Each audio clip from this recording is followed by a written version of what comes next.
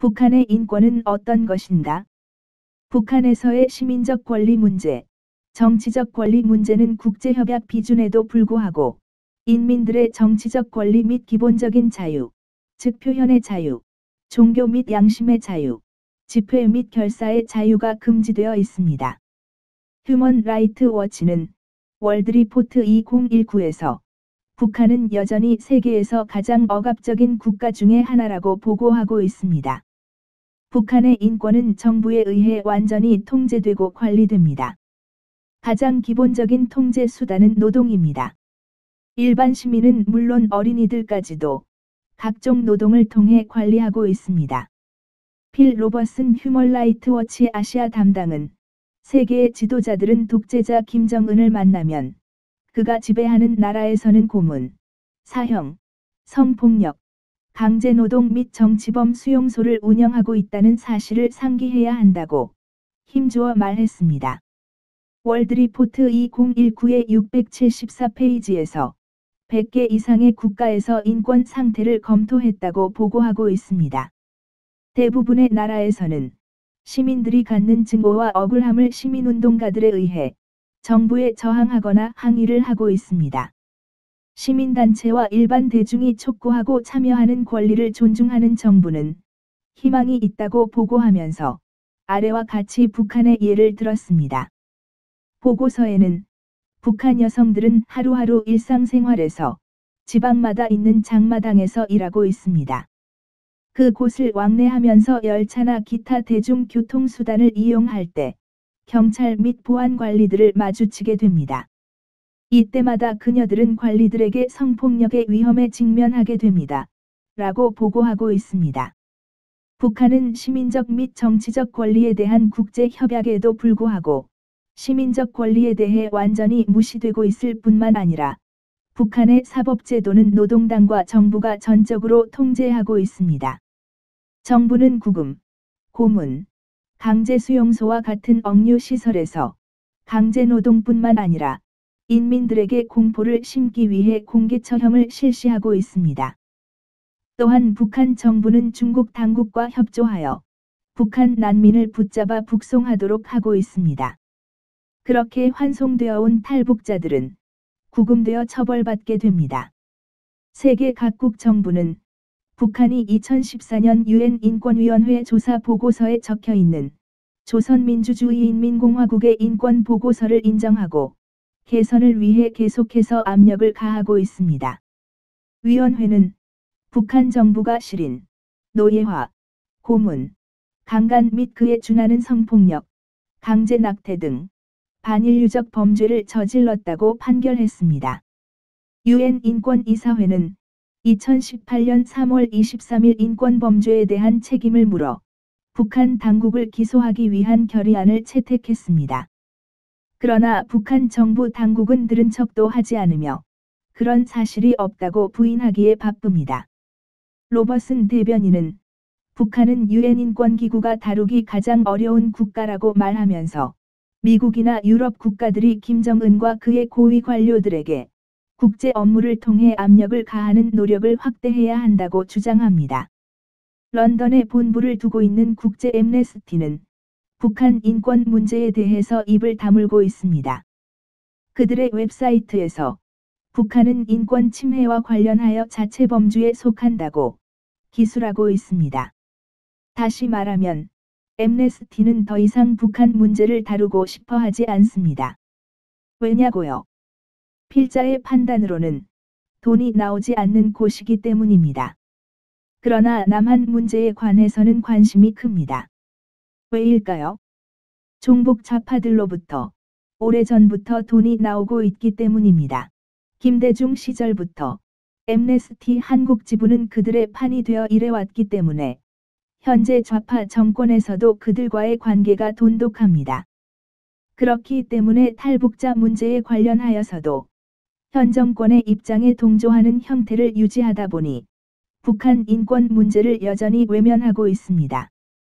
진정으로 북한 인권을 위해서 일한다면 믿을 만한 곳은 유엔밖에 없습니다. 물론 미국 정부, 영국 정부도 큰 힘이 될 것입니다. 영국 하원 외교위원회가 2019년 6월 5일 독재 국가들과 영국의 외교 정책 검토란 주제로 청문회를 열었습니다. 증인으로 출석한 북한과 중국 위구르족, 러시아 출신 난민들은 세 나라 정부의 심각한 인권 탄압 실태를 폭로했고, 의원들은 영국 정부가 어떻게 대응해야 할지 의견을 물었습니다. 난민 지위를 받아 영국에 거주 중인 함경북도 출신 박지현 씨는 북한 주민들이 탈북할 수밖에 없는 상황에 관해 설명했다고 미국 VOA가 보도했습니다. 또 이에 앞서 지난 5월 20일에는 하원 의원들의 청문회가 있었습니다. 이 자리에는 김정아 통일마면합회 대표, 박지헌 코리아 미래전략 간사, 탈북 작가 지현아 씨, 그리고 탈북 여성 변금시 씨 등이 참석하였습니다. 탈북자 인권단체인 코리아 미래전략은 중국 내의 탈북 여성의 성노예 문제라는 제목의 보고서를 공개했습니다. 이날 보고를 위해 영국 의회 내의 북한 문제 고등위원회가 청문회를 열었습니다. 청문회에서 세 여성이 각각 자신의 경험을 증언하였고, 끝날 때마다 피오나 브루스 하원 의원은 자리에서 일어나 한국식 인사를 하였습니다. 어린아이들 역시 강제노동에 동원됩니다. 북한이 자랑하는 집단체조는 전형적인 아동 착취의 현장입니다. 집단체조는 인간의 경지를 뛰어넘은 체조 동작을 아이들에게 반복하여 훈련시킴으로써 아이들의 정신세계를 지배하는 수단으로 사용되고 있습니다. 전 영국 주재 북한 대사관 태영호 공사는 집단체조에 대해 다음과 같이 설명하였습니다. 대집단체조는 그 공연 자체만 놓고 보면 대단한 볼거리임에는 틀림없습니다. 총 출연자만 해도 10만여 명. 또 그 대집단이 만들어내는 웅장한 스케일, 화려한 군무, 관객의 예상을 훌쩍 뛰어넘는 기기묘묘한 테크닉 등은 관객들로 하여금 시간이 가는 줄 모르고 공연에 몰입하게 만듭니다. 그런데 일부 사람들은 좀 다른 시각으로 바라보고 있습니다.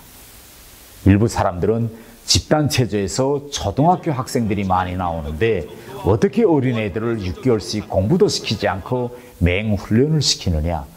그래도 그 애들의 부모들은 가만히 있느냐. 아마 외국에서 그런 일이 일어나면 당장 시민들이 들고 일어날 것인데 북한의 부모들은 어떤 사고방식을 가지고 있느냐라고 물어보곤 합니다. 화려한 외양을 한꺼풀만 벗겨내고 들여다보면 결국 집단체조는 수령을 신격화, 인민을 노예화하는 전형적인 수령 우상화 공연임을 확실히 알 수 있습니다. 그래서 유엔의 북한 인권조사 보고서에도 집단체조는 북한이 비준한 유엔 아동권리 협약에 대한 위반이라고 명시되어 있습니다. 북한도 유엔 아동권리 협약 당사국인 것만큼 어린이들이 휴식과 여가를 즐길 권리, 교육을 방해받거나 건강에 해로운 일로부터 보호받을 권리를 존중해 줘야 합니다. 보신 것처럼 북한에는 인권이 없다고 보아도 무방합니다. 3대 세습 통치를 하면서 통치권자가 권력을 유지하기 위해 사용해온 방법이 인민을 들들 볶는 방법이었기 때문입니다. 북한 정권은 어릴 적부터 노동과 학습으로 아이들을 세뇌시킵니다. 외부와 단절된 채 자신의 지도자는 위대한 사람이고 자신들을 지배하기 마땅하다고 세뇌당한 아이들은 그들을 위해 목숨을 바칠 것을 강요당하는 인생을 살게 됩니다. 북한은 지구상의 어떤 나라보다도 평균 수명이 짧습니다. 권력자는 자신의 권력 유지를 위해 점점 더 국가를 폐쇄적으로 만들어가고 있습니다. 때문에 상식적인 방법으로는 2만 5천 명이 되는 인민들을 해방시킬 수 있는 방법이 없어 보입니다. 인민을 노예화하고 있는 폭군을 제거하고 북녘 땅에 새로운 자유민주주의 정부를 설립하는 것만이 북한 인민들이 인간답게 살 수 있는 유일한 방법 아닐까요?